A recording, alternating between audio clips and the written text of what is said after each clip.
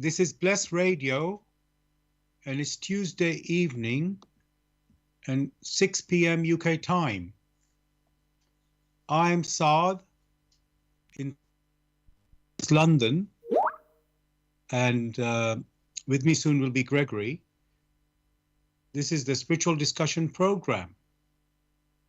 The aim of the show is to introduce you to the spiritual knowledge in the light of truth.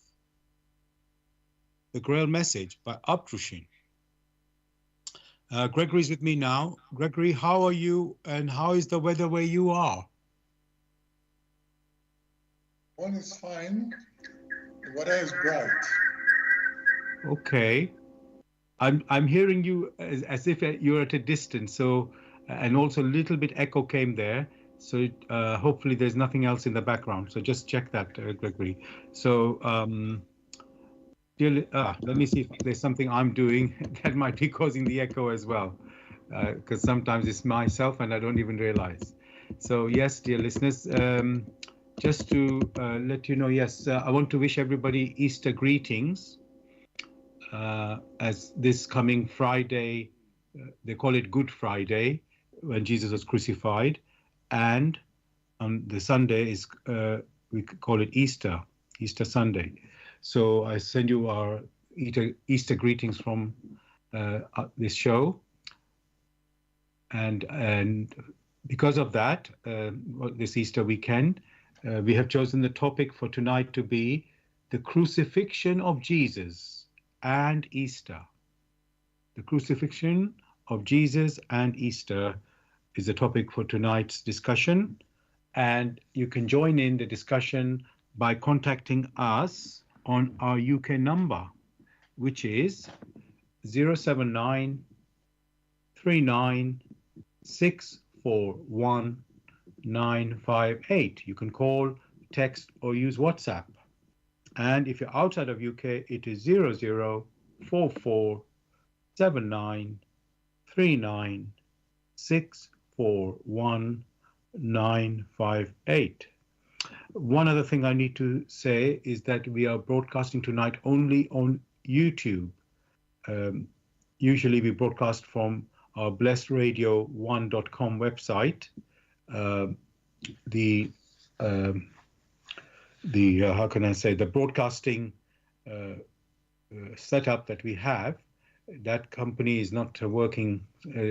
All the radio stations that are broadcasting to that setup, which is actually Zeno.fm, that we use, they are not online, or there's some issue there. So unfortunately, because of that, we are not able to broadcast on our regular blessradio1.com or Zeno. We can only broadcast on YouTube. And just to confirm that, of course, you need to know this already. So it's youtube.com. Then after that, you type in the search box, Bless Radio 1, that's the number 1, space, Grail Message. And then tonight's topic is the crucifixion of Jesus and Easter. So that's the link you can say that you need to use to listen to us tonight live, and after the show you can listen to the recording as well. I'm going to begin with, what is the Grail Message? The Grail Message in the Light of Truth by Abdrushin is a spiritual knowledge of life. It offers an explanation of the world, a picture of creation on the basis of natural laws. Its lectures contain valuable basic elements as a help in life. For through the knowledge mediated, the reader is brought closer to life and led back to God. The Grail Message deals with important fundamental questions of life by explaining in a clear and logical way the automatic working of the laws of nature, the whole weaving of creation, allowing every process to be recognized and thereby the purpose of our whole life. It is directed at the individual and speaks to the innate experiences of the human being, their strengths and weaknesses, Thus, every reader has the opportunity to discover through the intuitive perception if what is stated is the truth. Combining with matter-of-fact reasoning, a complete world picture arises, where there is no separation between the visible world and the great world beyond the five senses, nor any separation between scientific and religious striving for knowledge. I'd like to give you a couple of quotes from the author of the Grail message, Abdushin. The hearer and reader of my lectures should always work within himself, keenly probing and building bridges from one lecture to the other, as well as out into the great and small world happenings. Only then will he be able to understand the Grail message and find that it gradually shapes itself into one complete whole, without leaving any gaps.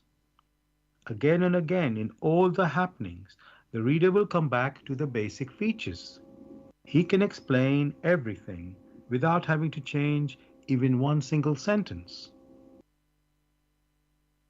The word of the Grail message lives so that it permits only those people who really carry the honest desire in their souls to find abundantly. All else is automatically rejected by it. For the arrogant and those who seek superficially, the message will remain the book with 7 seals. And I'd like to give you one more quote from the author.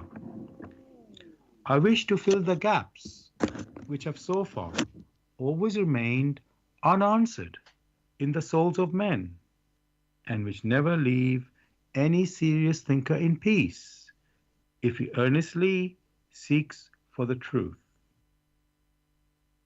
So, dear listeners, just to remind you, the topic tonight is the crucifixion of Jesus and Easter.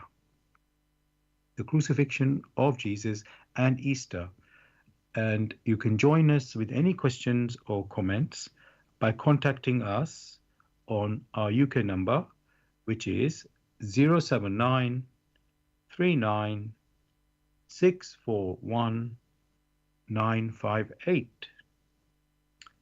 You can call, text, or use WhatsApp.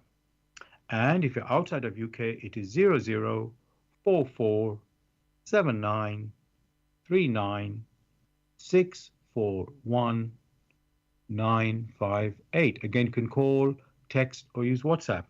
And there's one other way to contact us, which is by going to this website, blessradio1, that's the number 1.com. And if you scroll down, you will see a box called Bless Chat. There you can type in any questions or comments. Gregory, as usual, I like to look up the meaning of the words in the topic in the dictionary. Sometimes we know it's not too helpful, but we always try. So the first word in our topic, the key word you can say, is crucifixion.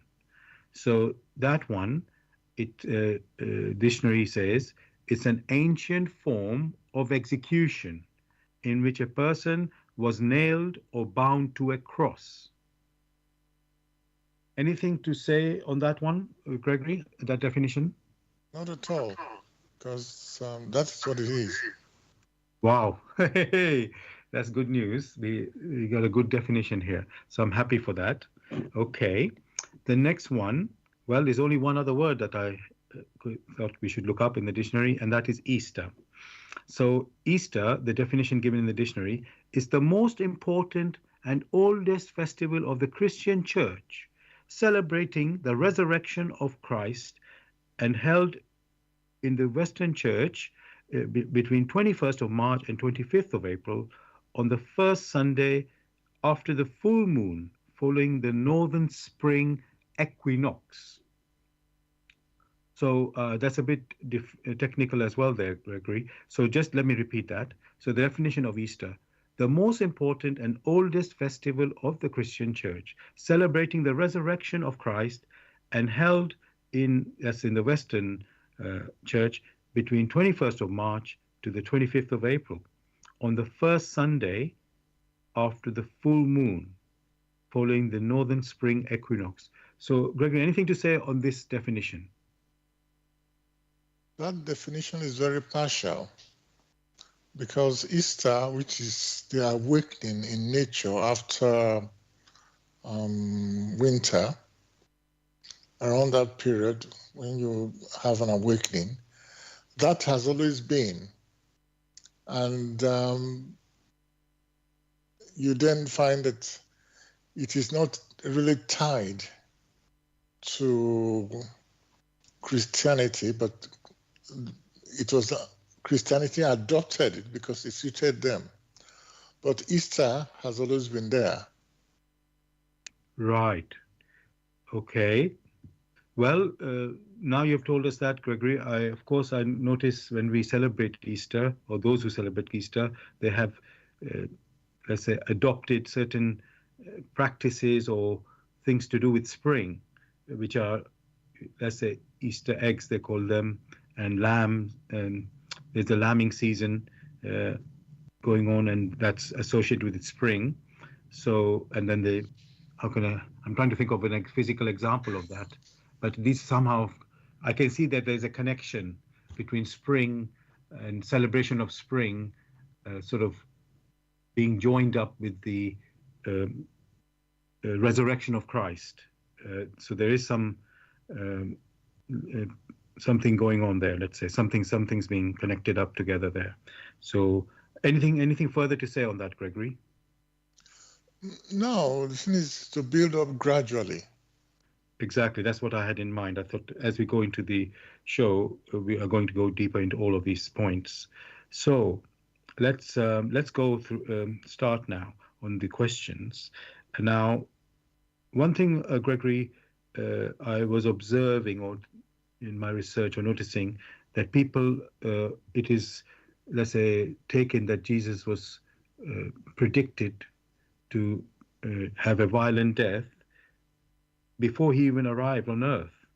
And how I'm saying that is, it is in the prophecies of the Old Testament in a couple of places. Although I know some people, although there's not necessarily a direct reference sometimes to see that, it doesn't mention the name Jesus there, but there's, let's say, some hints or clues there.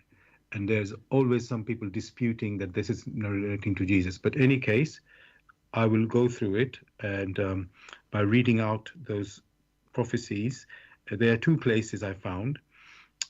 One is in Isaiah chapter 53. So, and this is just to show what it says there.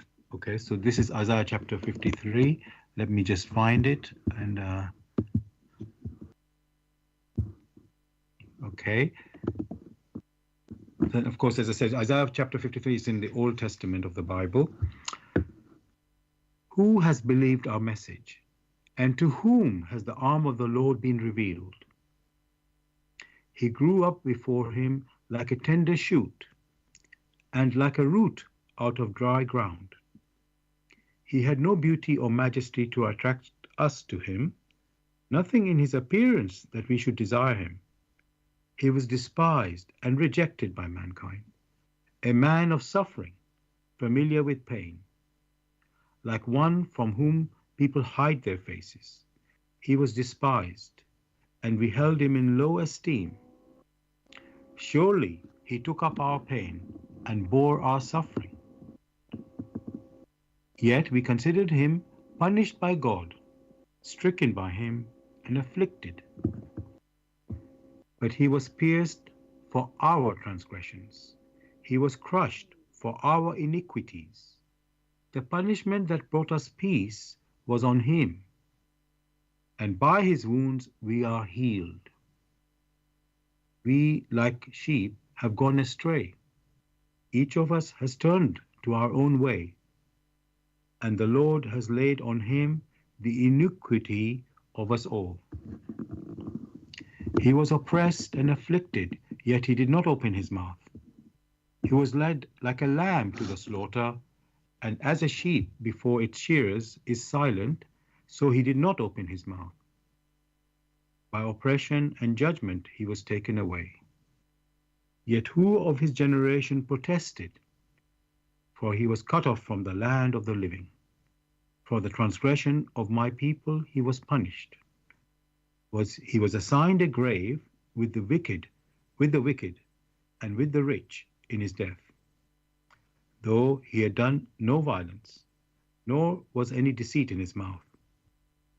Yet it was the Lord's will to crush him and to cause him to suffer. And though the Lord makes his life an offering for sin, he will see his offspring and prolong his days. And the will of the Lord will prosper in his hand. After he has suffered, he will see the light of life and be satisfied. By his knowledge, my righteous servant will justify many, and he will bear their iniquities. Therefore I will give him a portion among the great, and he will divide the spoils with the strong, because he poured out his life unto death, and was numbered with the transgressors, for he bore the sin of many, and made intercession for the transgressors. And Gregory, I have a question in a way. Yes, let me ask this question, because let's do that straight away. So, Gregory, what I'm saying, this is one of the references in the Old Testament, which some people think suggests it is referring to Jesus coming, obviously many hundreds of years before he came, and it sort of shows that how he died violently, or had to, let's say, he paid for the sin of many. That's what is being said here, and that's how people interpret that. Let me ask the first part of the question, Gregory. Can it be possible, really, to predict this future of somebody coming like Jesus? So, like this, how Daniel saw that. Isaiah saw or was told. Let me say, is this actually possible to see the future that, like a prophecy? Well, thanks for reading out that passage. Strictly speaking, that passage does not refer to Jesus at all. When you listen very carefully, you'll find it's pointing to another. What had happened, people in their thinking, without examining carefully what has been written, all right, just jump to a conclusion that Isaiah was referring to Jesus in that writing. Far from it, because all one needs to do is to read it carefully. And you find that Isaiah was referring to some other person. Which other person? Because they had not read very carefully and viewed things intuitively, they made the errors, thinking that that passage was pointing to Jesus. The way one had it, the evidence which is laid within it, all right, has nothing to do with Jesus. Okay. So is that, let me ask then this, is that prophecy that is in this Isaiah, this passage, or that Isaiah's given, is it prophecy, has that happened? Or? That prophecy was pointing to another person. Right. And that personality is for the individuals to examine whatever they hear, whatever they read, and come to a conclusion. Right. Because they were not reflecting intuitively, that's why they tied it to Jesus, thinking that's the case. That particular prophecy was referring to the Son of Man. I see. Okay. So what I'll do then, Gregory, I wanted to read this anyway. So the next one I have, which I people have said it refers to Jesus, is this time is from Daniel chapter 9. So let me read that. Okay. It's titled Daniel's Prayer. For this is Daniel chapter 9 in the Old Testament of the Bible.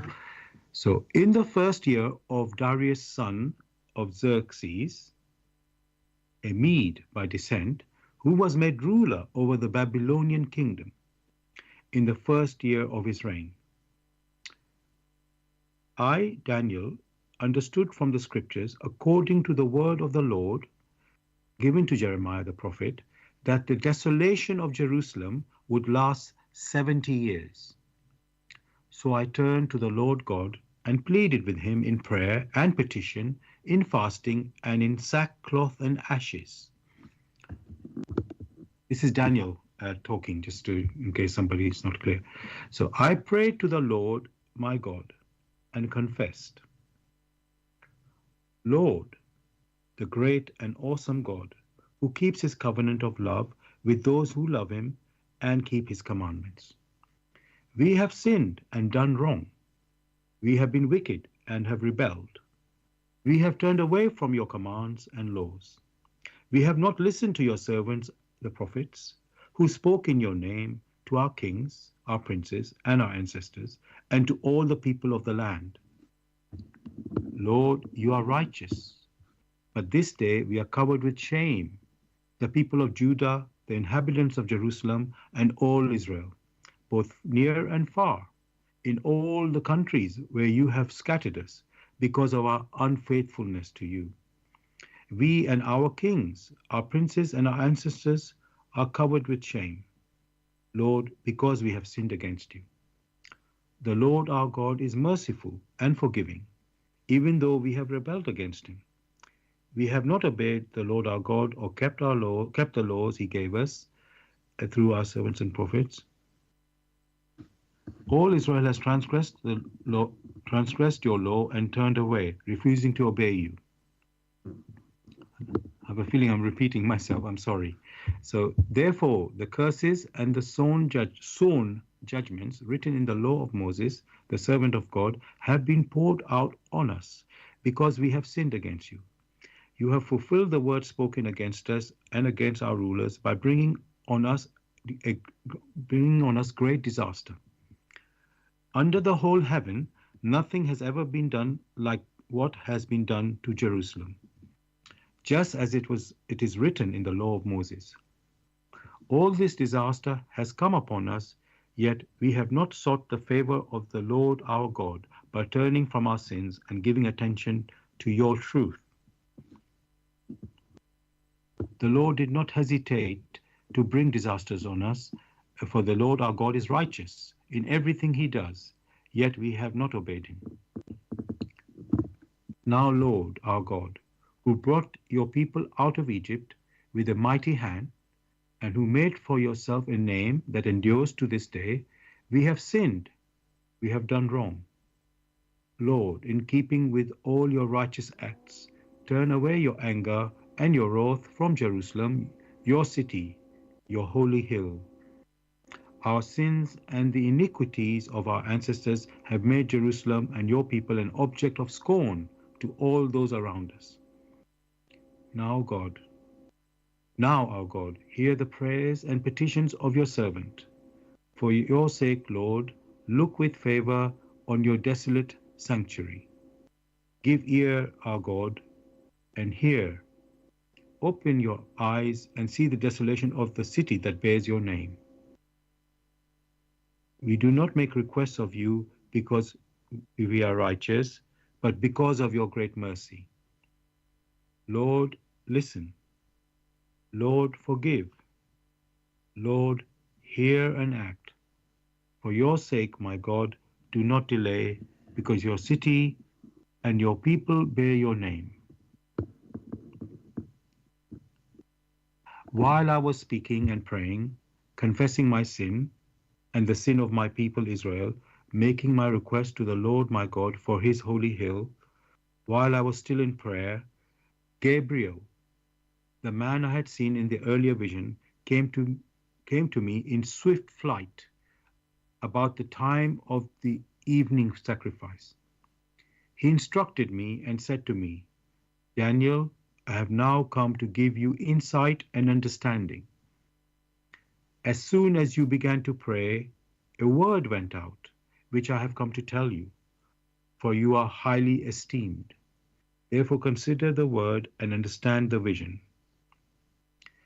77s are decreed for your people and your holy city to finish transgression, and to put an end to sin, to atone for wickedness, to bring in everlasting righteousness, to seal up vision and prophecy, to anoint the most holy place.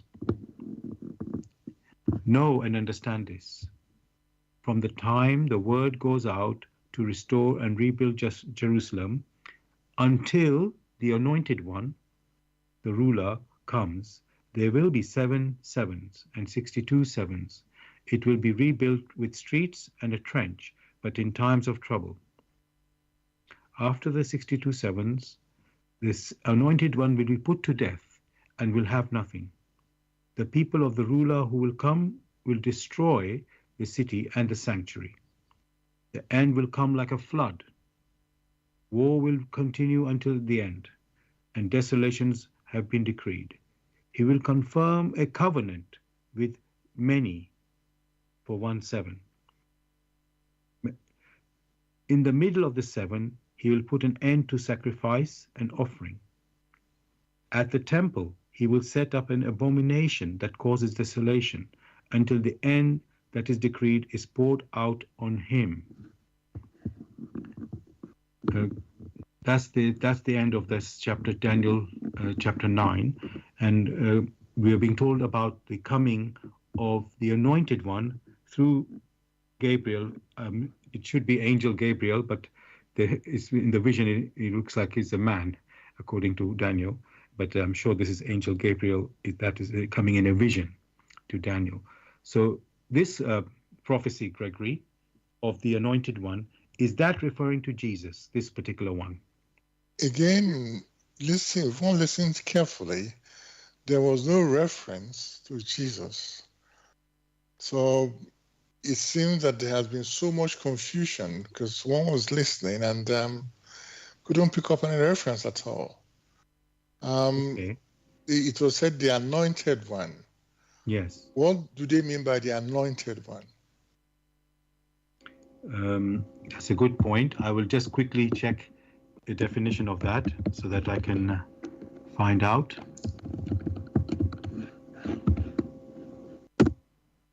Okay, anointed refers, okay, so I can see there's different things there. You're talking about using a ceremony where they're involving oil. So they use oil to anoint somebody, but let's go, here's a Christianity, let's say, definition given. It refers to Jesus Christ as the anointed one or Messiah, indicating his divine appointment as king, priest, and prophet. So I will say, Gregory, sometimes the reference are not directly by name, but like let's say, title or, yeah. Because You're very the anointed correct. is like a high one. So yes. Your sentence is very correct. And therein lies the confusion. Maybe I could say holy one even. Therein lies the confusion, because there have been these pointers, but the pointer did not settle upon a specific personality. Therefore, when Jesus came, they couldn't really understand him at all. And they were still waiting for another person. Even the closest disciples, only through interaction with him did they come to understand him directly. So Jesus was not the anointed one. Another was what all these writings were referring to. Therefore, the appearance of Jesus must have been an act of emergency.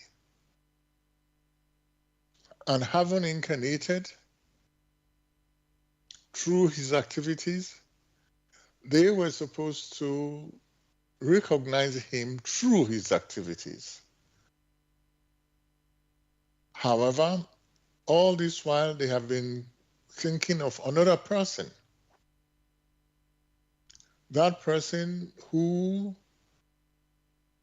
Moses looked up to.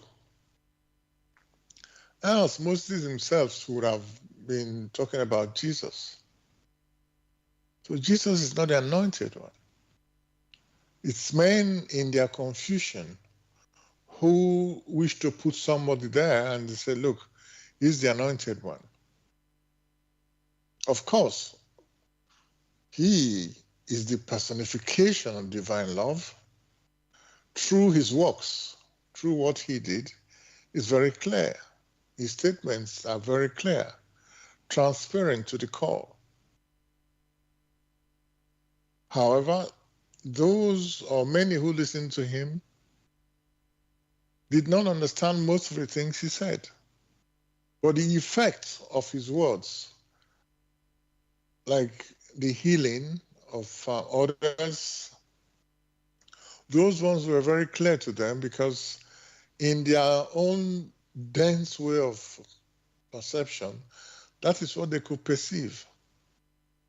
But the import which he brought, they could not really resonate with that.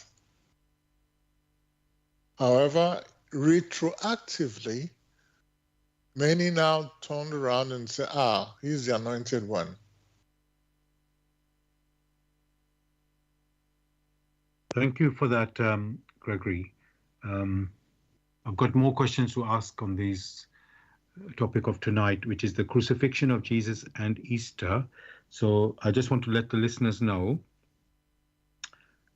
this is Bless Radio, and this is the spiritual discussion program from 6 p.m. to 8 p.m. UK time.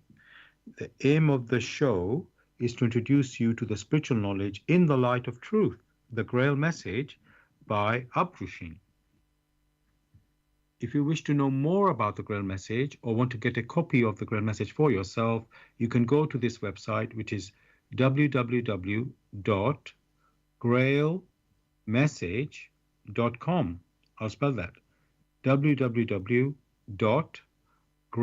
G-R-A-I-L, message, MESSAGE.com. And just again to remind you, the topic we're discussing is the crucifixion of Jesus and Easter. If you have any questions or comments, you can contact us on our UK number, which is 079 39 641 958. You can call, text, or use WhatsApp. And if you're outside of UK, it is 00 44 79 39 641 958. And one other way to contact us is to go to the, well, not today, but the website we usually broadcast on is blessradio1, the number 1.com. And there, unfortunately, we are not able to broadcast from the website directly, but you can still contact us in regards to asking questions or giving comments. There, if you go to that homepage, you'll see a box called Bless Chat. And there you can type in any questions or comments. And as I said, we are where you can listen to us tonight is YouTube. Go to youtube.com and type in the box, search box, Bless Radio 1. That's the number 1 there. Then space, type Grail message, and then space, and the topic of the show tonight, which is the crucifixion of Jesus and Easter. And you can also listen to a recording of this show after the show on youtube.com. Again, typing exactly the same words, which is in the search box, that is Bless Radio 1, space Grail message space the crucifixion of Jesus and Easter. And of course, you can listen to our previous recordings of the spiritual discussion program again on YouTube.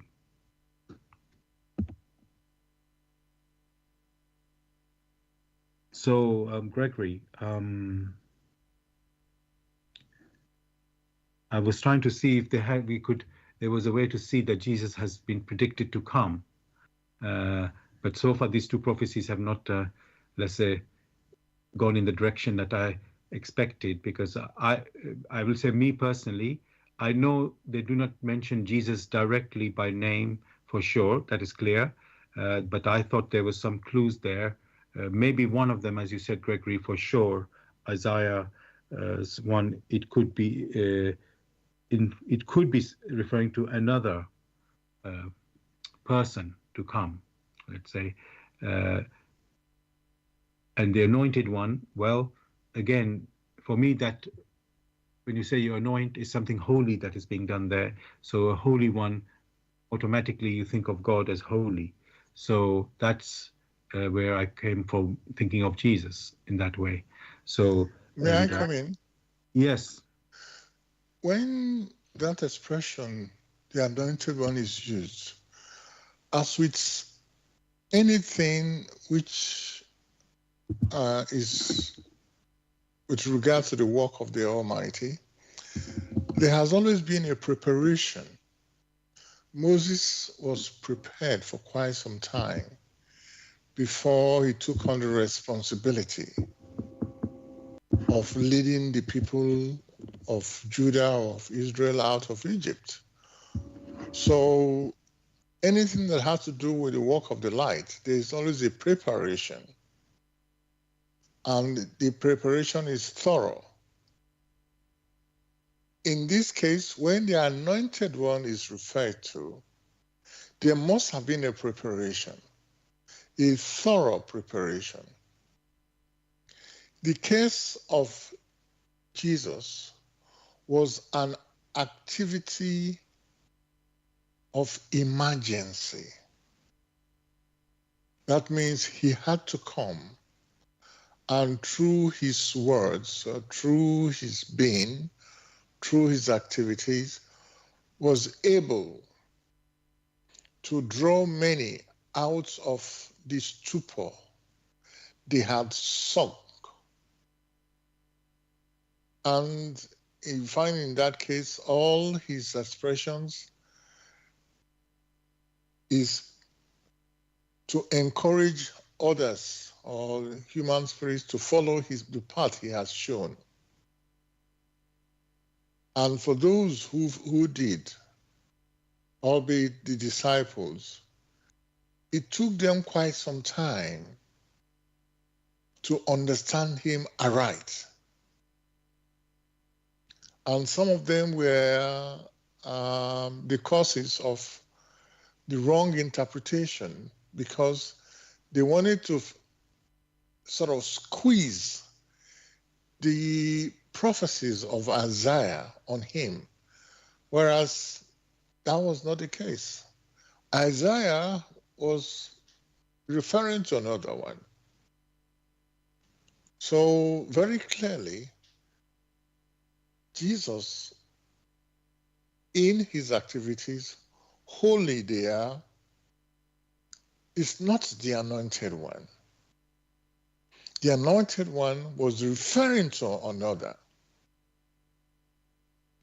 Therefore, you'll find that in many cases where people now say he's the King of Kings and is that, he is not the King of Kings.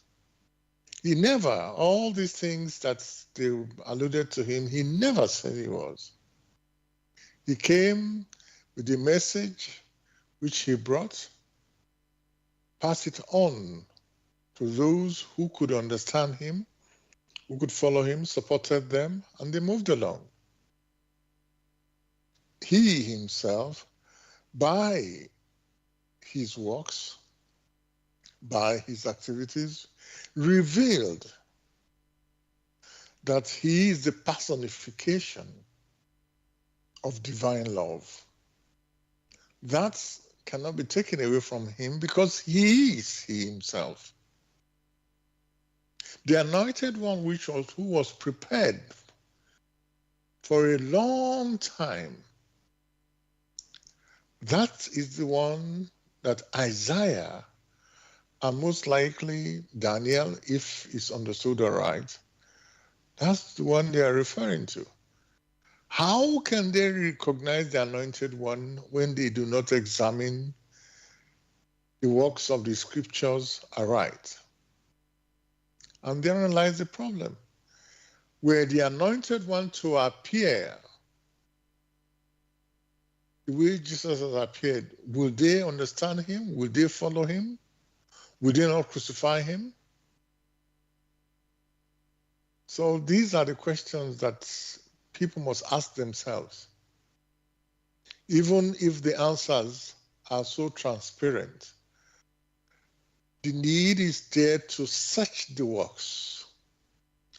Above all, many, when they intend to search, they don't have a frame of reference. Should the individual strive to follow the frame of reference of the laws of nature, of the laws of creation, that alone is able to guide them to see things from an impartial point of view, because they themselves, all that exists, that is perceptible here in the world of matter, could only come into existence through the laws of nature or the laws of creation. From that frame of reference, the possibility of going wrong is minimized. But that has not always been. And what has always happened is everything is just done in an arbitrary manner. And therefore, there is no, even that the anointed one they cannot recognize because they have no frame of reference. And the only one they could hold on to is, oh, they have seen the works of Christ, he must be the anointed one. Whatever they did, all right, they would say, okay, fair enough, he has come, we must put our trouble on him so that he will carry it so we'll be free. In spite of the fact that even in the 10 Commandments, it has been made very clear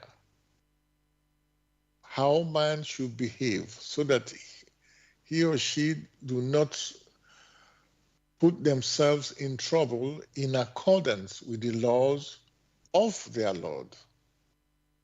Even in the case of Christ, he made it very clear, whatever a man sows, that is what he must reap. These have been made so clear, but not understood aright. Most of the time it's partial. The next word you keep hearing in these scriptures is favor. There is this perception that if they cry out, of many a person cry out loud enough, they will be favored. That means no matter what they've done, all they need to do is cry out, and then the Lord, being partial, will favor them. Again, wrong impression that has caused catastrophes among many. The right understanding of the words of Jesus, or the right understanding of what Moses put forward, has not been had at all. Not to talk of the case of Isaiah.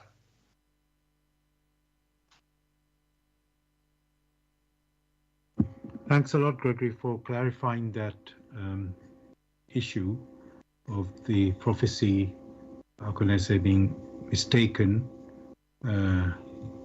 referring to the Anointed One, and then being taken to refer to Jesus. So, but because tonight's topic is about Jesus, the crucifixion of Jesus and Easter, I'm going to focus on that from now onwards, specifically. So, now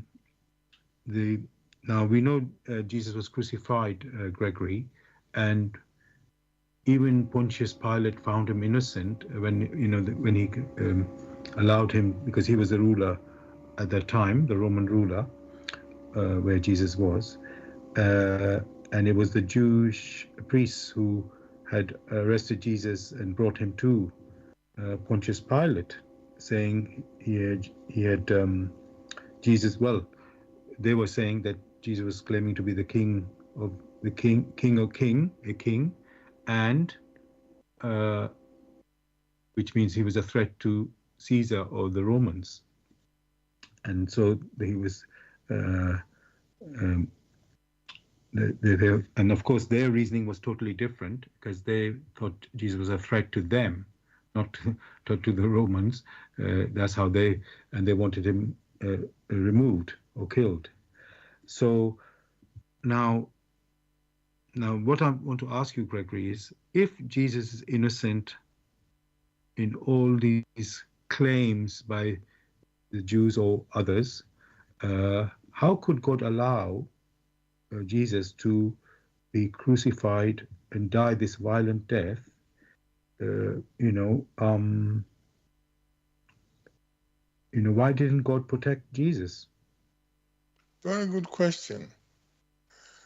Very good question in the sense that it is man that allowed it.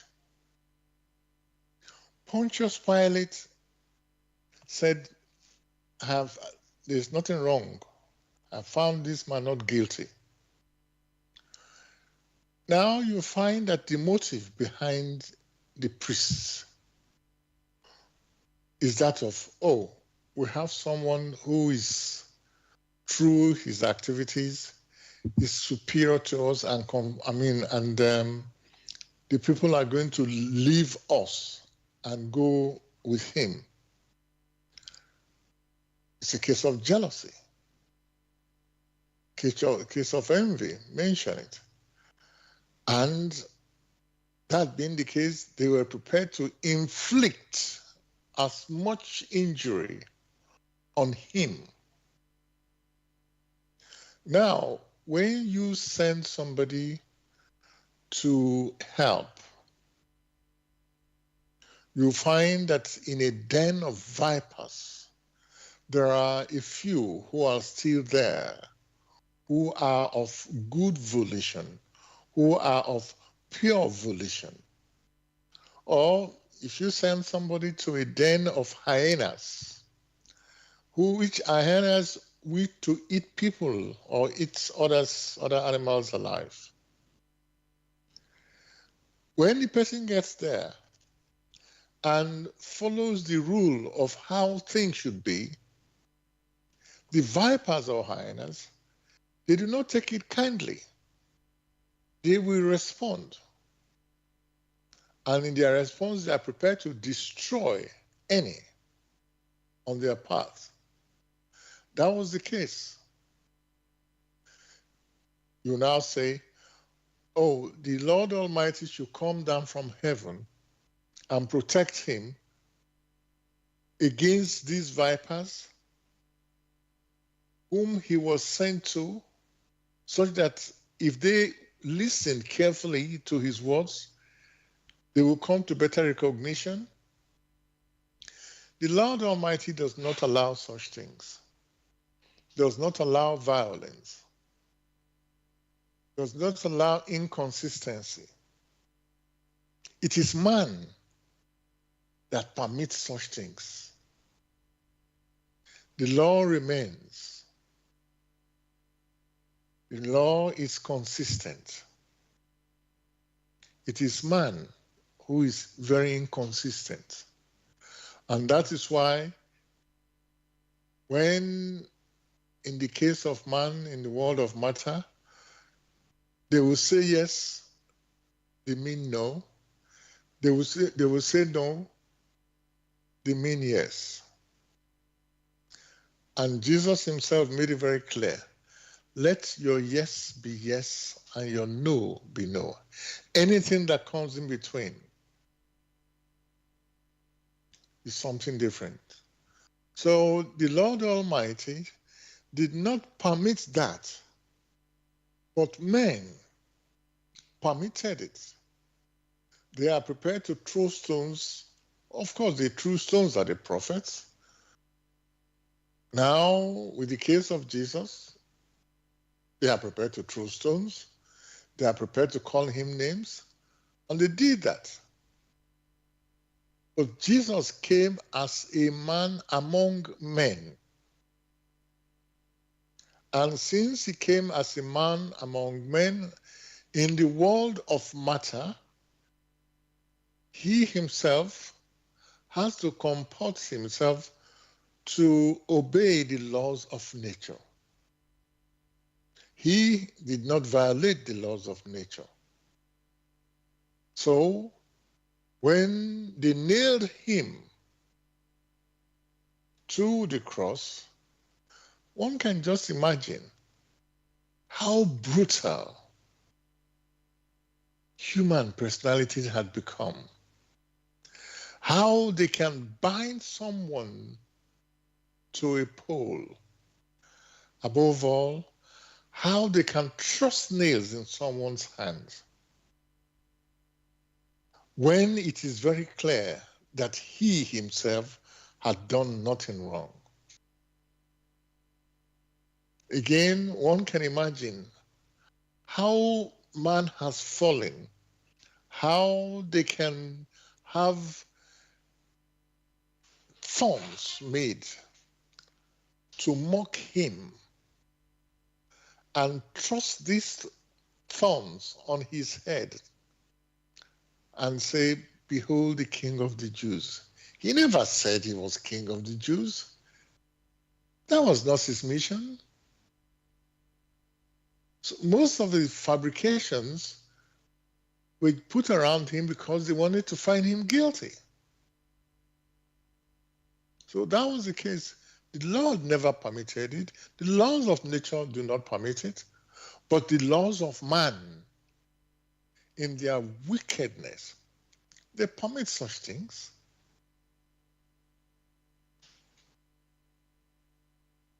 Thanks a lot, Gregory, for this explanation. I'm now thinking, looking at something else now.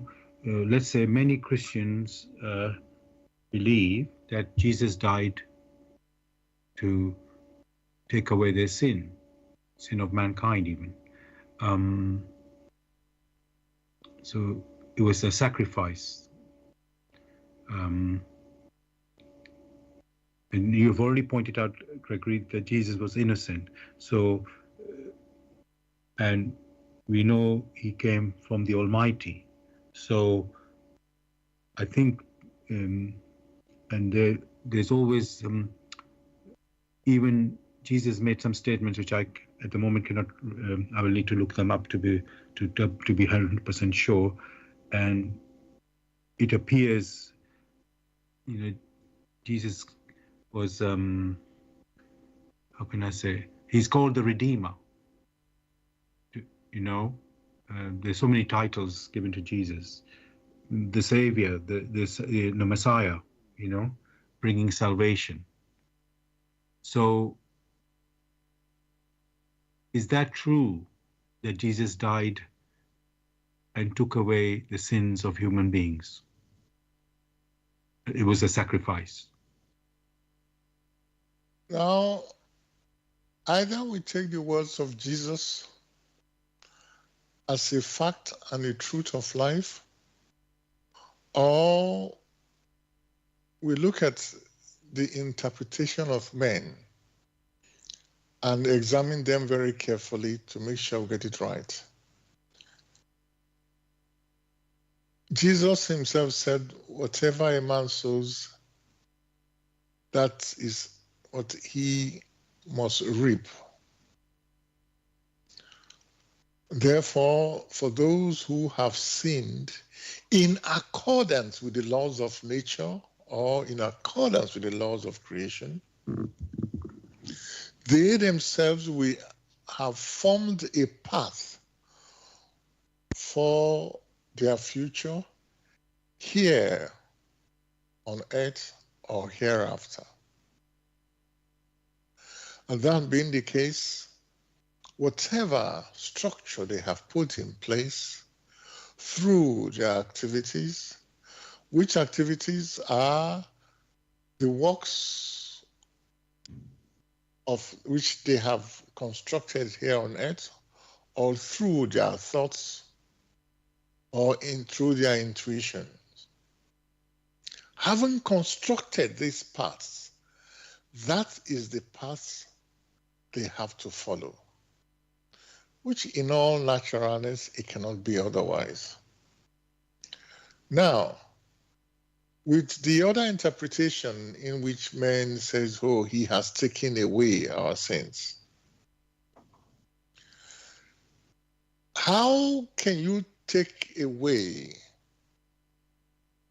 the paths which others have constructed for themselves, where they wish to be? That is impossible. So Christ cannot contradict himself. That is one of the key features you will find. The words of Christ are consistent with the laws of nature, the laws of creation, with the divine laws. His activities were very consistent, and he kept his word. The case of men, there are as many interpretations, there are manifold interpretations, and laced with inconsistencies with the works of men. And therefore, it's quite easy for them to say they have sown, and therefore another person should reap. So they who have sown that which is inconsistent, Christ himself is the one who should reap the punishment. Again, they had forgotten when he said, Father, forgive them, for they know not what they do. Father, forgive them, for they know not what they do. If what they had done is right, would he have said so? Do you forgive that which is good? Only that which is bad. So that confirms that what they were doing is bad, and so very bad. Trusting nails on somebody's hands, binding the person so that the person will suffer on the cross and die. The same Father who 2,000 years earlier had made it very clear that thou shalt not kill.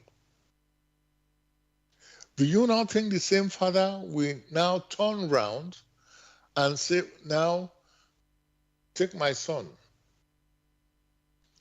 nail him to the cross, when he has already said, thou shalt not kill? This already tells you that all these interpretations are but the imaginations of many, completely inconsistent, because they themselves cannot keep their word. They imagine that that which came from divinity, the words of Christ himself, the word of the Almighty himself, should be like their own. Now, becomes very clear that even up till now, many a person do not understand what they are talking about.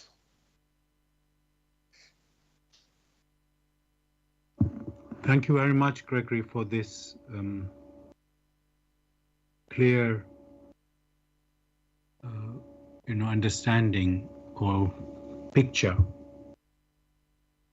of what this crucifixion of Jesus was about. As you said, there are certain, you look at the words of Jesus, and then you look at the interpretations that people have made, and they don't seem to align. And that means they're inconsistent, as you pointed out. So it means inconsistent, illogical, however you want to look at it. If something is inconsistent or illogical, that means it doesn't make sense. So contradiction, you can say also. And if there are two opposing things contradicting, then one must try to, really look for what is the correct interpretation or correct meaning, let's say. So thank you for that picture that you've given. Dear listeners, you're listening to Bless Radio. This is the Tuesday evening spiritual discussion program from 6 p.m. to 8 p.m. UK time. And as Easter is approaching, the topic that we are discussing tonight is the crucifixion of Jesus and Easter. And the aim of our show is to introduce you to the spiritual knowledge which is the Grail message, In the Light of Truth, the Grail message by Abdrushin. If you wish to know more about the Grail message or want to get a copy of the Grail message, you can go to this website, which is www.grailmessage.com. I'll spell that, www.grail, Grail, message, message.com. And if you wish to ask any questions or comments tonight, you can contact us by using our UK phone number, which is 079 39 641 958. You can call, text, or use WhatsApp. That's inside UK. If you're outside of UK, it is 0044 79 39 641 958. Again, you can call, text, or use WhatsApp. And there's one other way to contact us, which is by going to the website, which we are normally broadcasting on, but not tonight, unfortunately. But you can still send us messages with any questions or comments by going to blessradio1, that's the number 1.com. And if you scroll down on the page, you'll see a box called Bless Chat. There you can type in any questions or comments. We are tonight only broadcasting on YouTube. So go to youtube.com and then type in the search box, Bless Radio 1, that's the number 1 there, space, Grail message, space, tonight's, just then the topic of tonight's show, which is the crucifixion of Jesus and Easter. And after the show, you can listen to the recording of this show also on YouTube. Again, it's the same way. Go to youtube.com and type in the search box, Bless Radio 1, that's the number 1, space, Grail message, space, tonight's topic, which is the crucifixion of Jesus and Easter. And of course, you can listen to the recordings of our previous shows also on YouTube. Now, let's look at what happened. You can say after Jesus' crucifixion, which is, you could say, is referred to as Easter, you can say, or maybe more correctly, the resurrection of Jesus after his crucifixion. Now, firstly, Gregory, that would be like a surprise to people to see that once you have died, you can rise up again. That's how it was put, that he rose up again after his death 3 days later. So on Friday, they refer to that as Good Friday, but it's not a good one because we know that death was uh, not, let's say, in God's way, God's will. Uh, Even people have mistakenly or wrongly interpreted that. But it was, in fact, let's call it, we could use the word Dark Friday rather than Good Friday. So that was when his crucifixion took place. And even when you read the stories in the Bible, the earth shook, there was earthquakes, and the earth was even, there was like a mourning, you can say, on that day. And then a few days later, 2, 3 days later, Jesus is supposed to have risen on this Easter Sunday is how it's referred now. Now, Gregory, first of all, is that really true that Jesus rose up after his crucifixion? They say resurrection. Now, because we don't know of any person. I mean, I know Jesus did some miracles where somebody had died and he was able to bring them back to life. So, but this is a bit more serious than that because the body had been Jesus' body was very badly injured and damaged. I don't know how way we can put it. So I just want to check: did that really happen? This resurrection? Again, part of the misunderstanding of the laws of nature or the laws of creation. Before Jesus incarnated in the world of matter here on earth, what his body was not of matter, was not of flesh and blood. That means that which Jesus really is, in which the flesh and blood acted as a cover such that he will be recognized. That may be referred to as the soul. You now have the scenario that when the part of flesh and blood has given up, that means it's no more called into activity. That which is of the soul withdraws. It is that of the soul that severs itself, that rises away from the cover of flesh and blood, which is the human body. That is the resurrection, which every personality, has spirit, that always moves away from that which is now inactive. It is that particular body that many were able to perceive.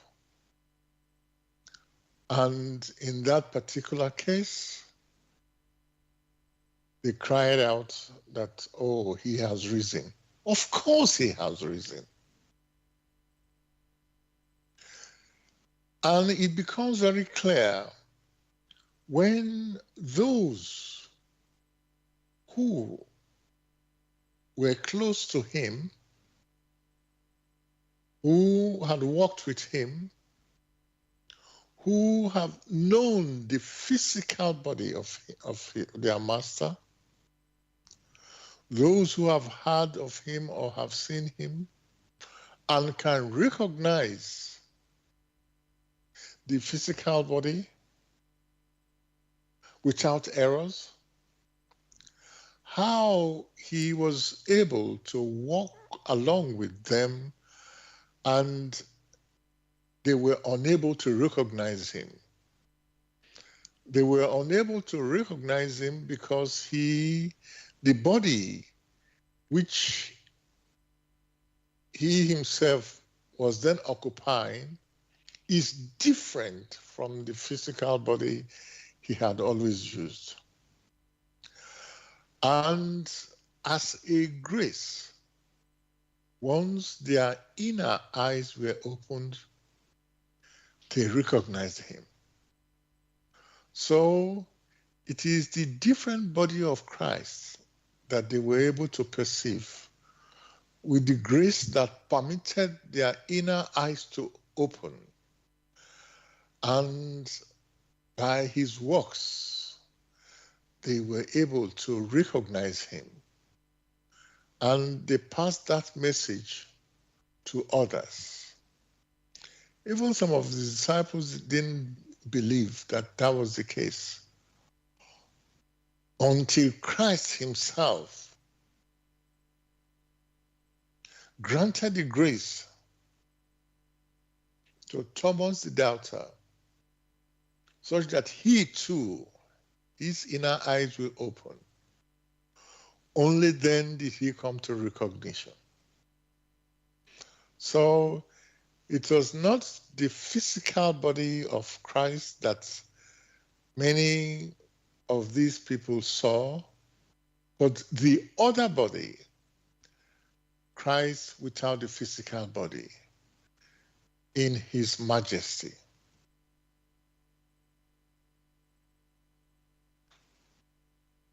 Thanks very much, Gregory, for this answer. This other body of Jesus, which is not a physical body, could we call it a ghost? I know it may not be.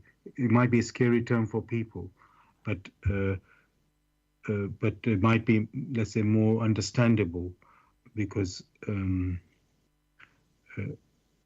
I know this. Why I'm hesitating is this program we are broadcasting is meant to be an introduction to the Grail message, and the details of explanations of lots of, let's say, activity that we come across in this world is given. Very detailed explanations are given in the Grail message itself, and so in this show we are not able to go into all the details. Otherwise, we will never stop talking. So, just as a way of, Gregory, for people to get some picture that they can, let's say, hang on to, would we say that was when Jesus, after his crucifixion, arose? Would that be like a ghost or something similar to that? Once that expression ghost is mentioned, it strikes fear into the minds of many. However, one can justifiably say, yes, it is that of a ghost. Ghost in the sense that the vibrations of the personality transcends the vibration here on earth in the world of matter, and therefore is able to penetrate only those whose inner eyes are of similar or of equivalent vibrations. Only those will then resonate with the vibrations of that person who have left the flesh. In that case, one is able to perceive. Very simply, sometimes here we are, Many, even in our hearing, some animals can hear low vibrations which we cannot hear. Some of them can hear high vibrations which we cannot even perceive. And yet, this is the world of matter. This is the earth. So it depends on the person. The quality of its perception. The case of Christ is so very different. If one wishes to call that which they have seen a ghost, that is fair. But they themselves should know that when the time comes and they drop their physical body, which any individual who was born here on earth will do after some time, because life here on earth is temporal for the individual. It means, therefore, the individual will drop the physical body. Whatever remains there, which one refers to as the soul, many also refer to as the ghost. So they themselves will go through that same process. Thank you very much for that answer, Gregory. And you added further there that we human beings, all human beings, go through that same process that Jesus did when he died. Not in the process of the death itself, which is obviously crucifixion, but the actual, how can I say, moving from the earthly world or physical world to the next world, immediate next world, let's say, just to give a little bit clarity, because this world or creation that we live in has a large number of, how can I say, spheres that and we are living, all of us on this earth right now, in the, you could call it the gross matter world or sphere, and there are other matter, other worlds of matter too, and non-matter as well. It sounds all very technical, but just to get a picture that there are a number of worlds that we human beings, including Jesus, have to pass through on our way to this earth and on our way away, leaving this earth. So by dying, we shed basically the physical, the outer cloak or layer that we are in, which is the physical body. And when we do that, we still carry all the other layers that we have whilst we are, whichever world we are happening to be in. So all of this makes logical sense once you realize the big picture, if I can say. So what Jesus went through after his crucifixion, in terms of the world that he goes through, we also will go through these worlds. Okay, so, and one thing special, Gregory, that we are pointing out, the resurrection, which his disciples and other close ones saw Jesus after his crucifixion. That means after, when he resurrected, it was not with their physical eyes or that they saw Jesus, it was with their inner eyes, as you have said, Gregory, which is referring to those other layers that we carry, And the other thing to point out with that is usually, well, not usually, all the time, we normally see with the layer that you're currently in, which is the physical layer, that's what you use all the time. But there can be moments in certain scenarios, situations, where you could say the physical eye is closed and the inner eye is opened. You cannot see with both eyes at the same time, but one eye, the physical eye, is closed, but the inner eye is now opened, and that is able to see, let's say, the ghost or the soul of Jesus there. And in a way, there are stories in the Bible after Jesus was crucified saying Jesus went through walls or house, and he didn't open any door, and he did that. And we know no physical body can do that. So there's a bit of a clue there. Although there's also stories, this is the difficulty when we read things in the Bible. Some stories, let's say, they're not really correctly, cannot be correct because you can only live in one world at a time as such. So, there's some like stories sometimes saying Jesus was, after his crucifixion was eating with his disciples and people that, well, but if he's eating, he would be eating a physical food, but he doesn't have a physical body to absorb that food. So surely that cannot make sense. How can you, something that is non-physical, like we are saying the ghost, how on earth can it eat something physical?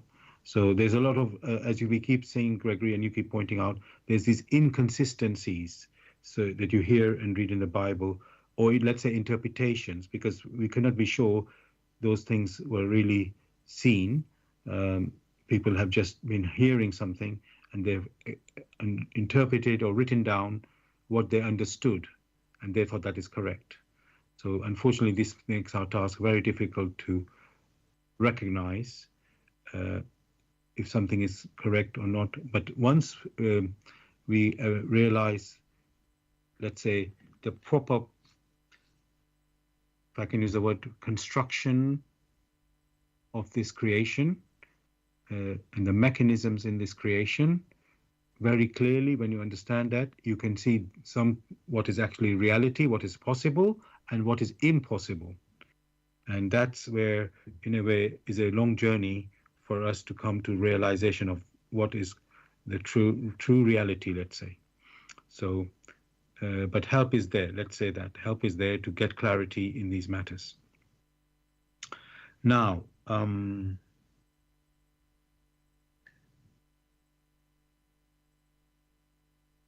wondering, Gregory, why would Jesus want to show himself after his death? Because he, in one sense, I would say only those, those in the physical, they can't really see him. Only the ones that we have seen in the Bible, those who were close with him, the disciples and others near to him, close to him, they were able to see him. So is there some specific reason why Jesus allowed himself to be seen after his death? Because in a way, his mission was to save mankind, by giving the message of God, let's say. But he continued to sort of show himself after this death. So there must be a purpose there. What would be the purpose of that? Well, he said there should be, or there is a purpose. One can already see that even the disciples, because they hadn't matured to that point of absolute conviction, they were still fledgling, and they thought they had been abandoned, more like a cry for help. And basically, when the human personality had shed the physical body, it takes a bit of time to adjust itself before moving further away, depending on the inner maturity of the individual. Now, in the case of Christ, who had brought a message to mankind and those who are closest to him, when he had left, that means the physical body had been dropped, he could perceive them, their thoughts, to some extent their physical activities, to encourage them to continue without flinching. He showed himself, or he permitted himself to be seen through the grace that had been granted to these individuals. Then they were able to have further knowledge. Initially, it had been belief in his words. But having perceived him with their inner eyes, it becomes a certainty. It becomes a conviction. So Christ permitting himself and granting the grace to be shown to these individuals is moving from that step of belief in his teachings to the step of conviction. And this belief becoming conviction only came about through their inner searching, their doubts, and considering what they themselves have gone through. Christ, who was so beloved to them, they were so much attached to him, like children. They were real believers. However, a second step was necessary.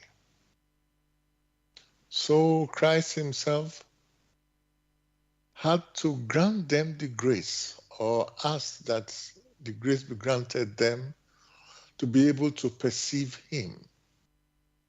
Then it was joy that flowed into their hearts, whereas initially it was sorrow.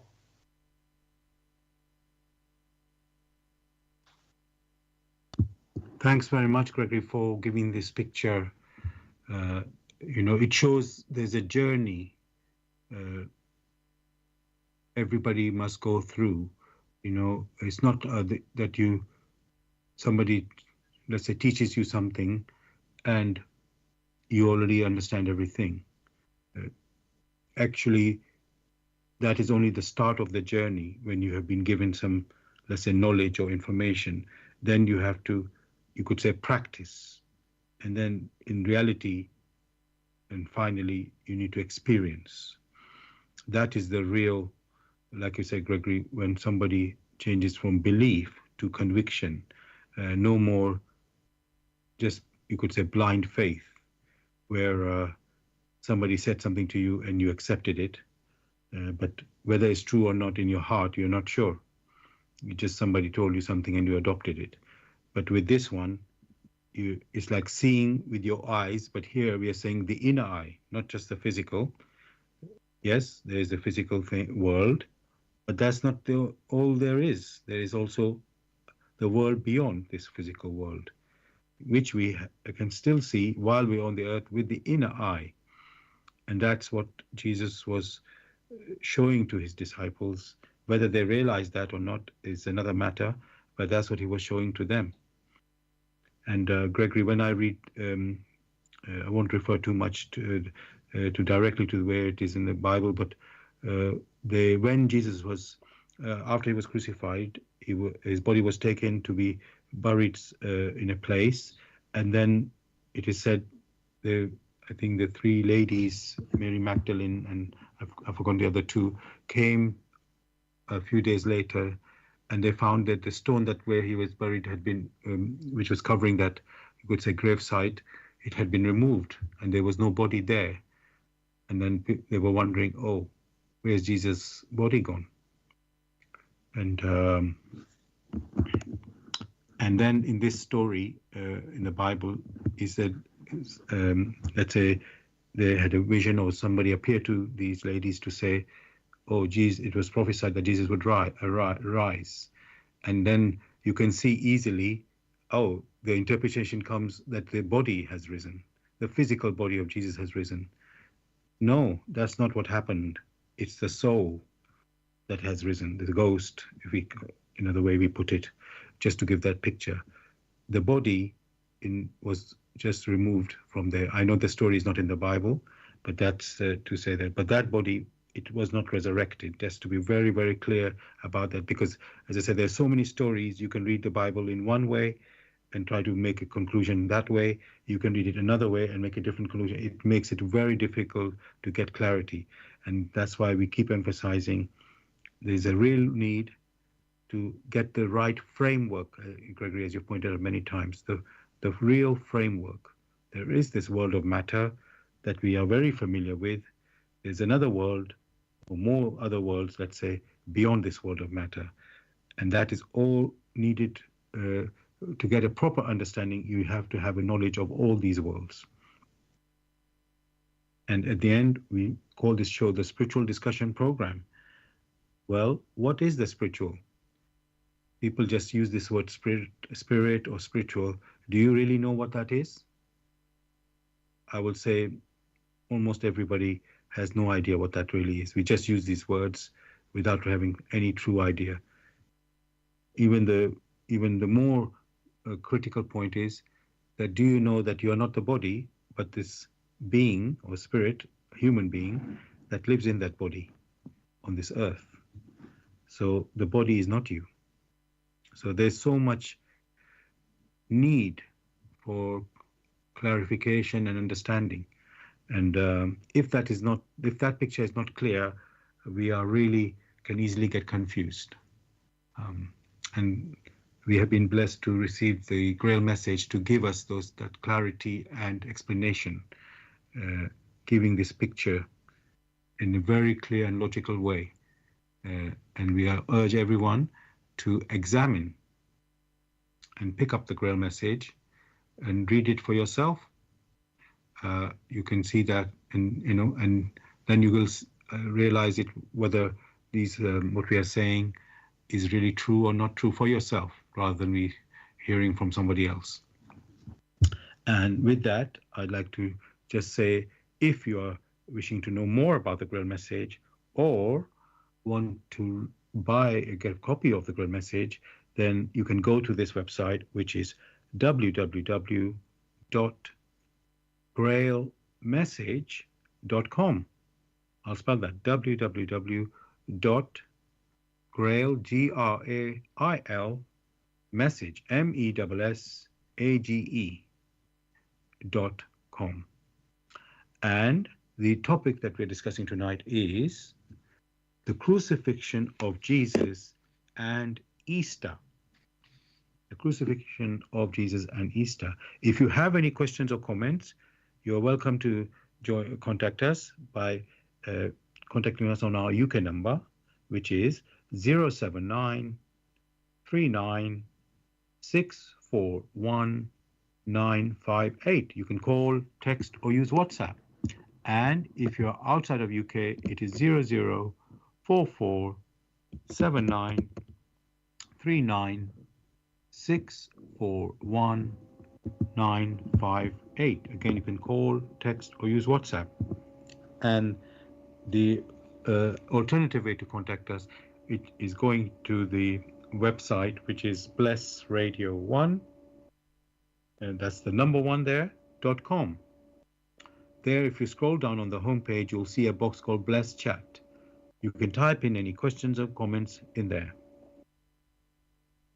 Now, Gregory, let's talk more about Easter.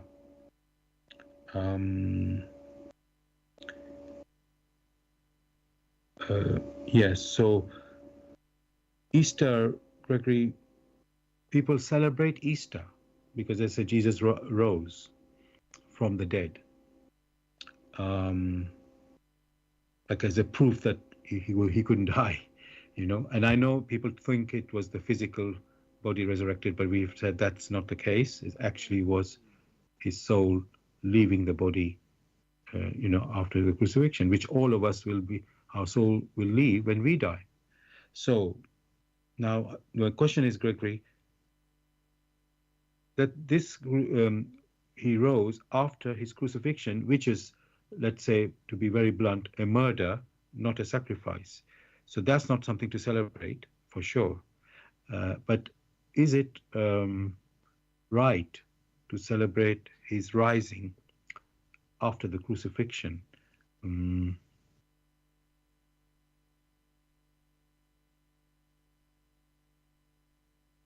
Have you finished? Yes. yes, yes. So the question, just to repeat, is to ask: is it right to celebrate Jesus rising on the Easter Sunday? Um, to celebrate that. One thing every individual must never forget: they have the right to decide on what to do or on what not to do. Generally, in spring, when you have nature becoming awake from winter, you find that there are celebrations. Celebrations because something new is waking up, is rising. You find it in many countries. In this particular case, you have the case that at the departure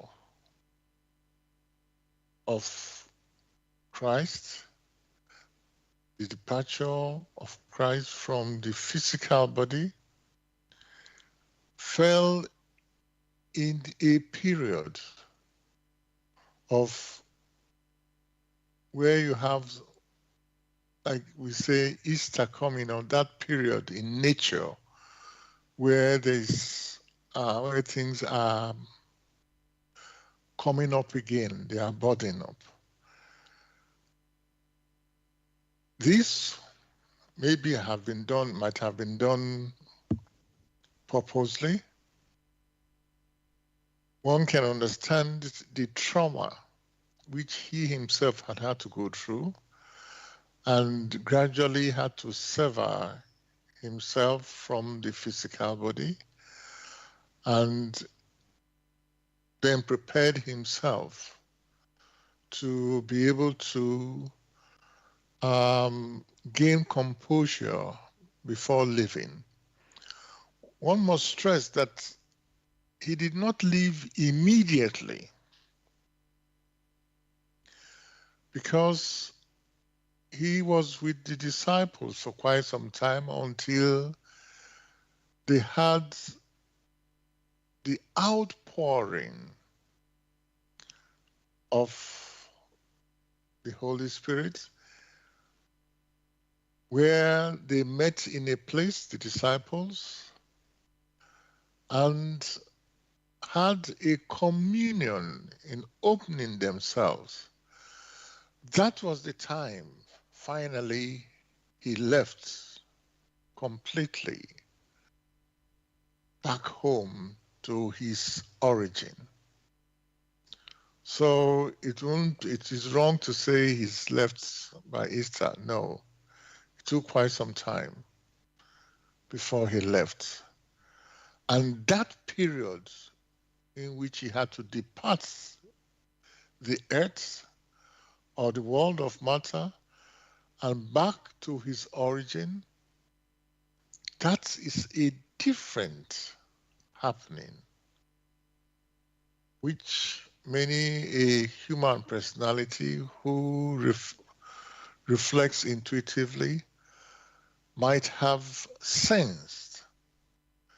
And that is also some form of celebration. So human personalities are granted the free will to decide or not to decide.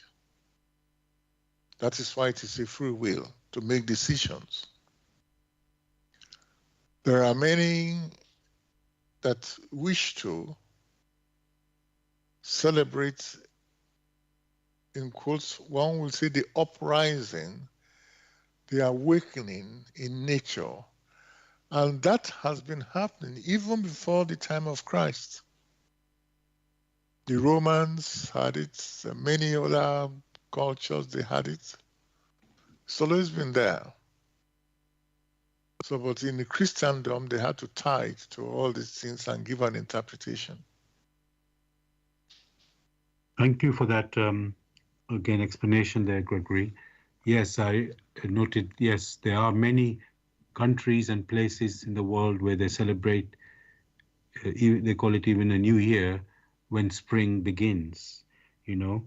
Even we said this tied in with the spring equinox, and all this is to do with nature. And we can see in the Christian Easter celebrations, they do seem to have mixed up their celebration, how can I say, with gifts and things, coming from this, let's say, practices or traditions of these older civilizations where they, let's say, they were, let's say, even closer to nature, those peoples. And that's why they celebrated those, like spring festival as we are talking about, which is all from nature.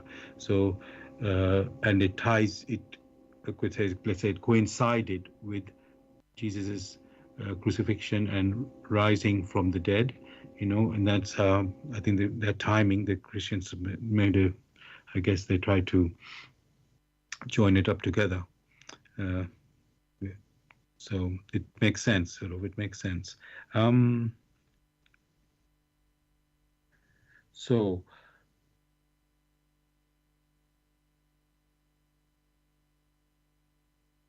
geez, I'm trying to think. Let's reflect, Gregory, about Jesus' mission. Uh, if you think very well, he only had 3 years from the moment he started, you could say, preaching till his death. And in these 3 years, you could say he changed the world. And of course, there have been many prophets in the past and so on. Of course, everybody's had an impact for sure, but surely Jesus had a very massive impact. So what I would like to ask now, yes, the mission of Jesus, was it meant to reach all human beings? Because in the past, what you used to see with the teachings, different more prophets and so on, the teaching was mostly in their own land, if I can say, or their own the people around them. But with Jesus, the teaching grew beyond those immediate people. So is that, how can I say, what does that show us or tell us about the teaching of Jesus? Is there something more special about that? Yes, his teachings resonated completely with the laws of nature through which all that exists came into existence. Therefore, such teachings are meant for all human personalities who are striving to understand the right, to experience the right in this world that they have found themselves. Therefore, it is right to call his teachings different. First, because they are simple enough. He never wrote anything down, and yet many were able to understand him. The expression that he gave, by their works, we shall know them, that has been true from the very beginning. The works of the individual, the works in deeds, in thoughts, and in one's intuition. All these are works of the individuals. And that being the case, they mark out the maturity of or the immaturity of the individual. So his teachings are translucent, they are clear, and they resonate completely with the laws of nature, with the laws of creation, and also the divine laws. That is why every individual should, through their activities, try to live aright. He didn't say, oh, this person has to be the Christian or has to be whatever they care to call it. He used the word thy neighbor.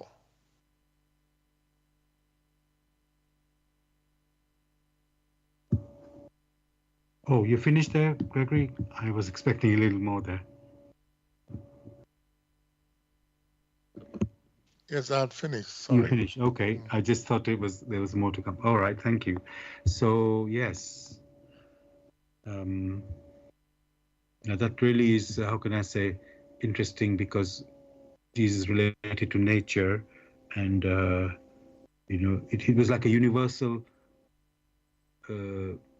language or knowledge he was giving out, and it would appeal to because people, as I said, the Jews themselves, those who followed Jesus, they thought he's the king of the Jews or he's just for them. And actually, that was not the case.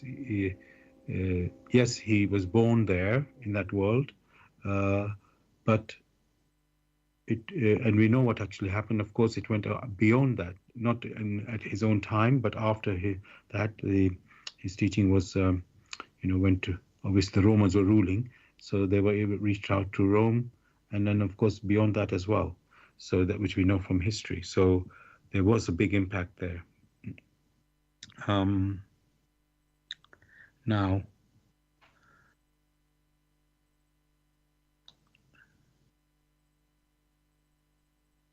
Gregory, I'm thinking that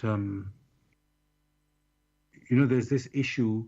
You've mentioned about the disciples many times, that they did not understand Jesus, and then you think, when the rest of us, when we hear that, we think, well, if they didn't understand Jesus, his disciples, then how can anyone else who is like hearing things second hand or third hand, and these disciples were closer working with Jesus. The other people, let's say the public, they never got to meet Jesus like that closely.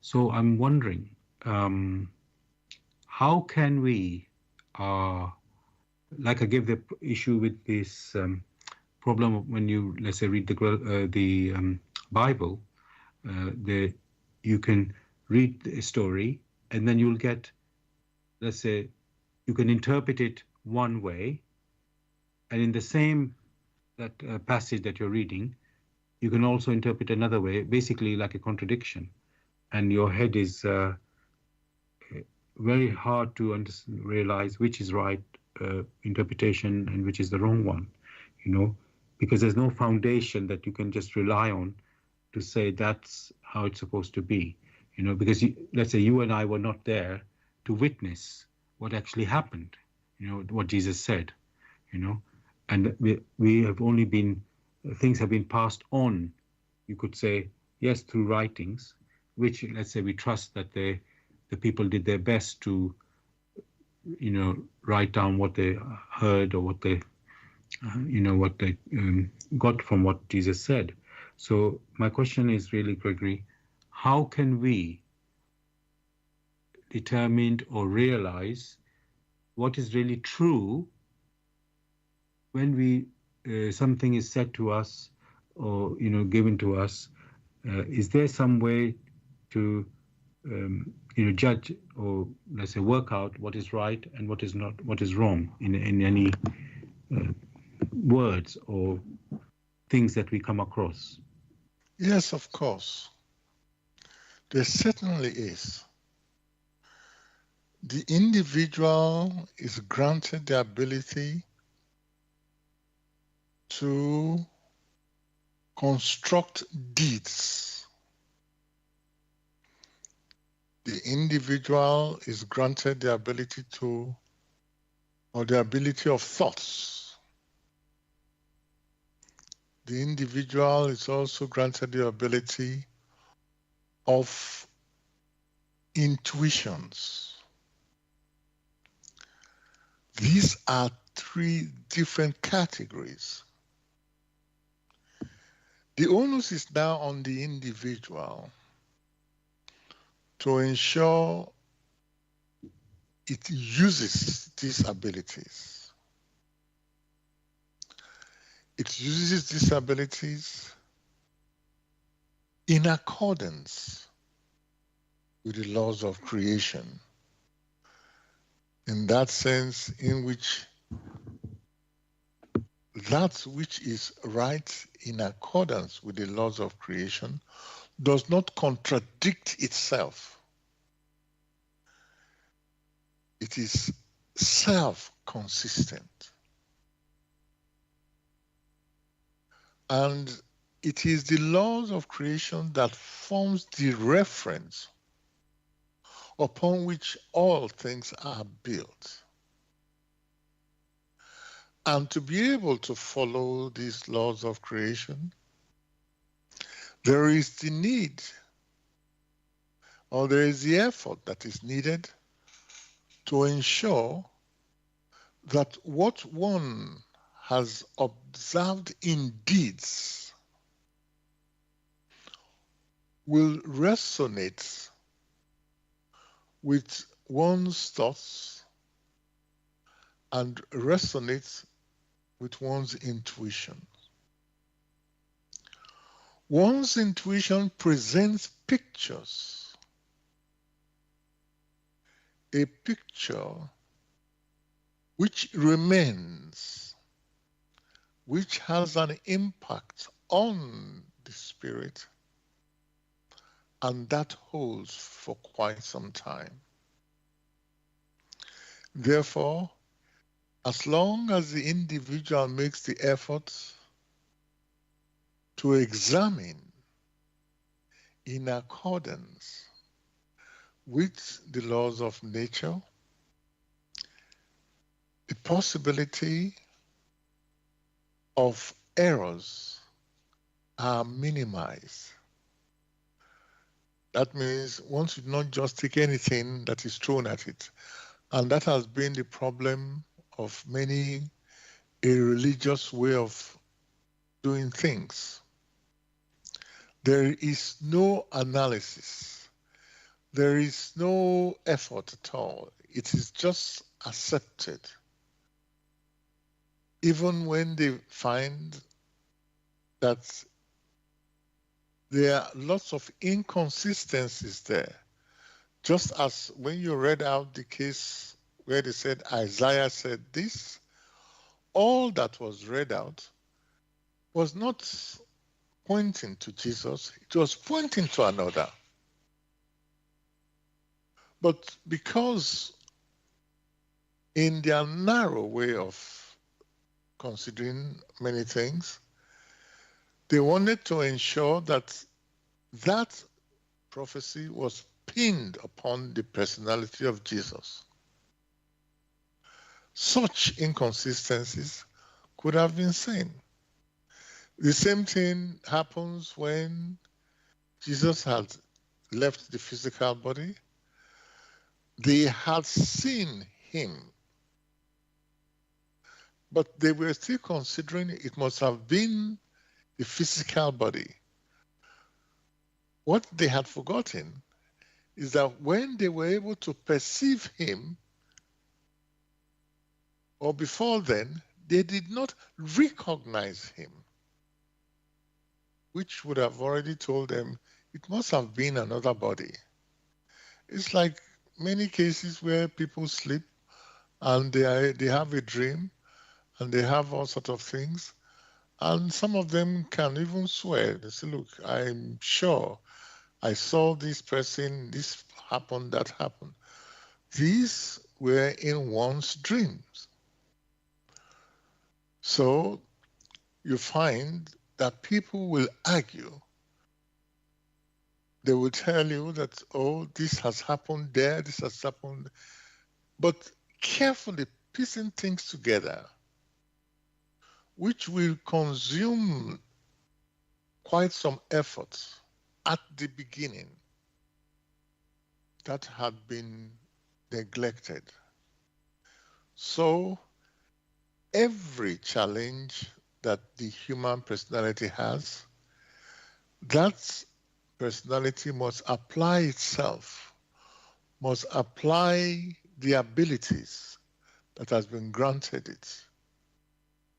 And in doing that, the stage will arrive in which clarity will dawn on them, even if it takes quite some time.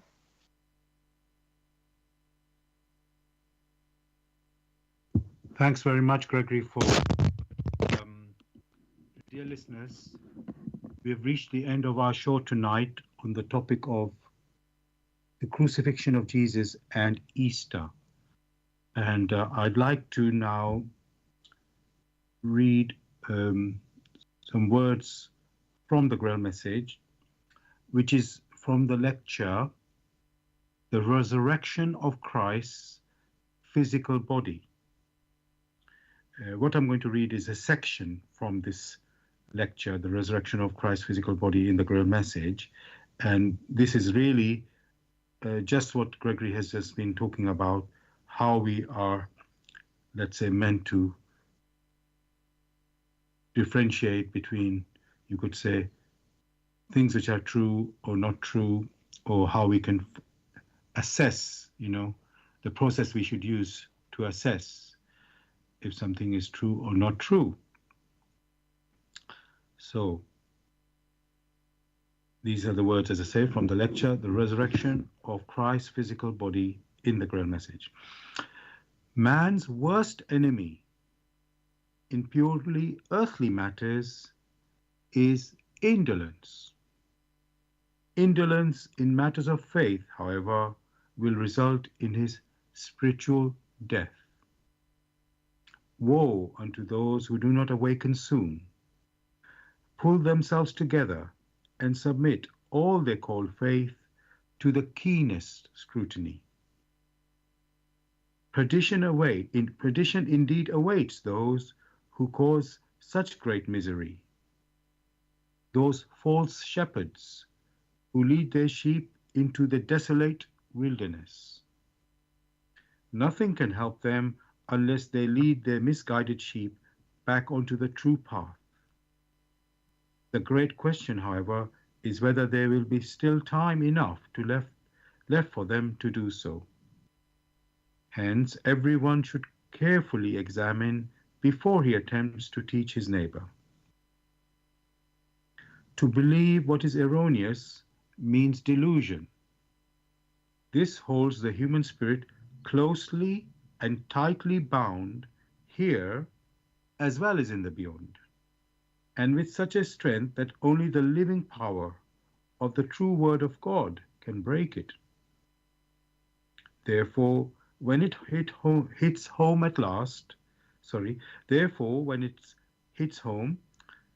let all such men hearken to its call. It is only meant for him who perceives it. Such a person should then examine, consider, and free himself. He should not forget that only through his own resolution can he burst the fetters with which he had previously bound himself through a false belief. Just as he once resolved, out of sloth or indolence, blindly to embrace some doctrine he had not seriously examined in all its aspects, or just as perhaps he tried to deny God, because up till then he could not find a way to him that satisfied his justifiable desire for logical completeness. So now it is necessary that the first volition for an inflexible examination in all his seeking should issue from himself. Only then will he be able to raise the foot held so firmly down by his own will, and to take the first step that will lead him to the truth, and thereby to freedom in the light. It is always and only man himself who can, shall, and must weigh these matters, because he possesses the gift to do so.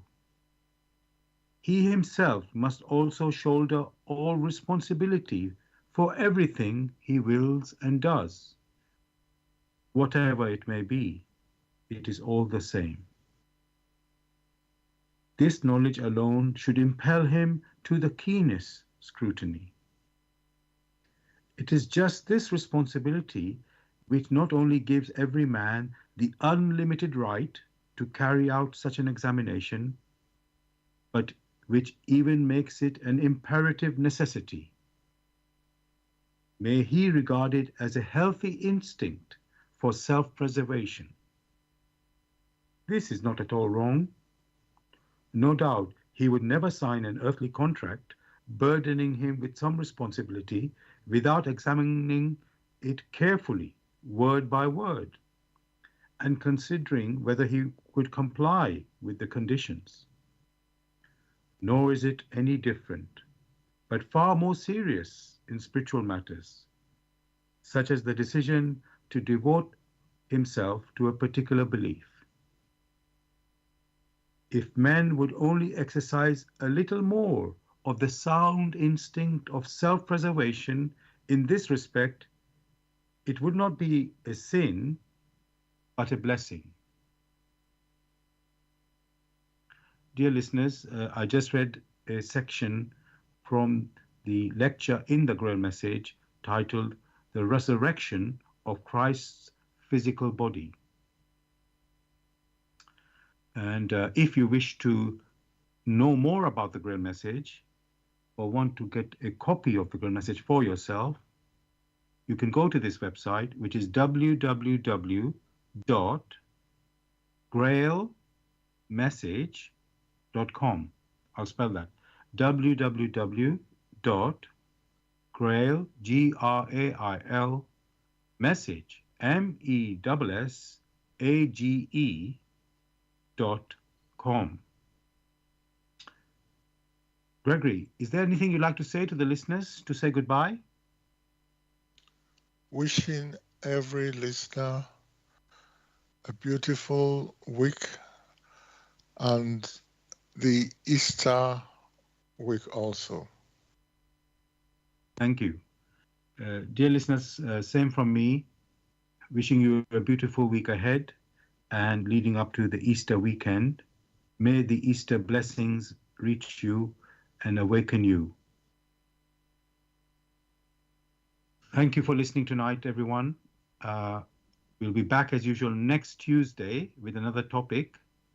Good night and God bless.